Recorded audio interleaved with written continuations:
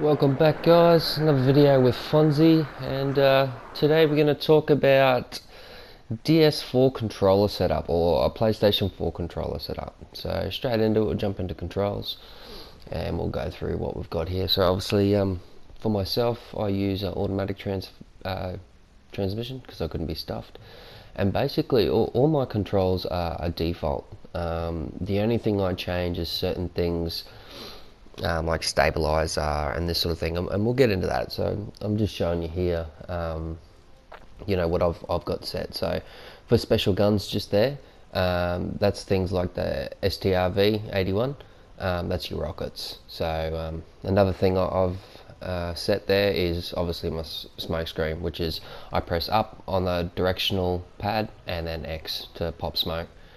So as you can see, it's all completely stock.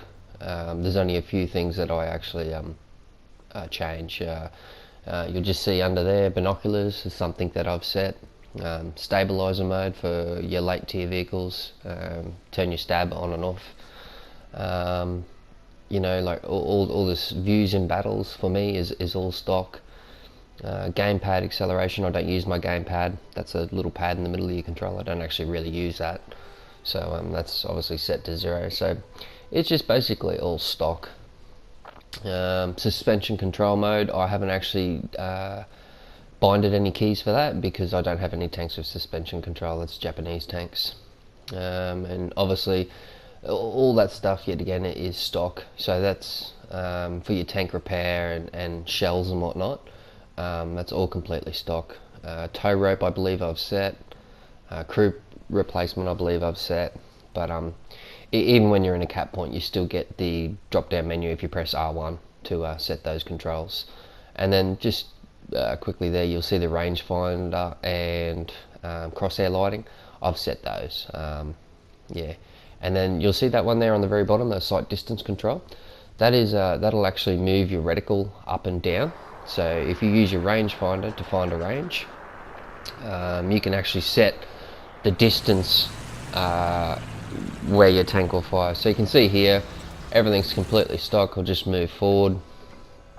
So obviously to zoom in on a tank, I press triangle, and then to zoom right in, I'll press square. That's changed my reticle there, which is up and square for me, and then turning stab on is up and circle.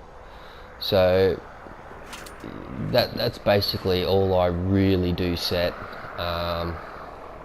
My artillery, it's completely stock. I use a stock setting for artillery.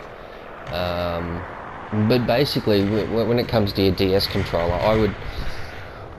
I'm more along the lines of, if you're used to a certain game, first-person shooter or something, there we go, just popping smoke there, which is up an X for me.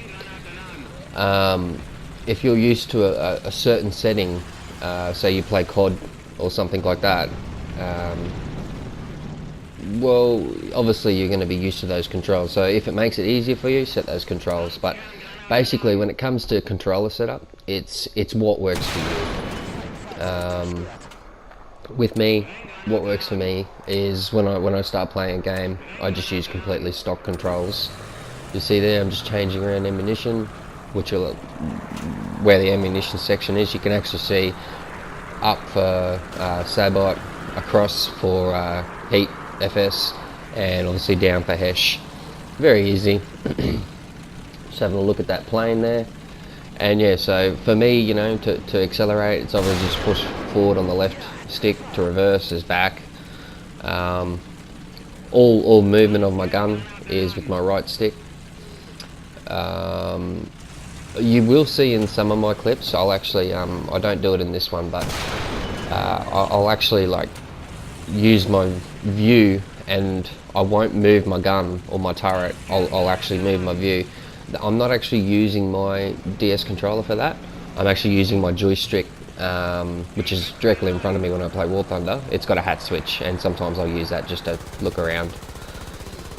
But yeah, like it's basically what works for you. Something I like to do is, you'll see here, I have my machine gun and my cannon separate, but I can fire both machine gun and cannon at the same time. So you'll see there I'm just firing a burst, which is L1, just to fire machine guns only. and then obviously to fire my main gun I press R2. The only exception to that is in my STRV. I use L1 is also to fire my rockets. So, and then the rocket control for that is completely default to Warthunder settings for PlayStation controls. So I don't really use anything crazy. It's all default really. There's just a few things I bind and that's basically it. And that's just how I play games. So I like to use the default controls. I get used to it and yeah. But after that, it's what works for you guys. Shit it. Hey guys, I just thought I'd throw this clip in right at the end there, and it's just my playing controls. I'm not going to go right into it because I use a joystick. However, even though I do use a joystick, I still do use my DS controller when flying planes. And I'll show you what I mean there. So right there, that's the hat switch I'm using to move my view around. Obviously zoom in, zoom out, you know, controls I've got set for my joystick. But you'll see there I'm moving my view up and down, or my seat up and down, and across, you know, head movement. I'm pretty sure it's head movement. And this is, I'm actually using my DS controller for that. And the current controls I have set is obviously zoom in and out with your seat.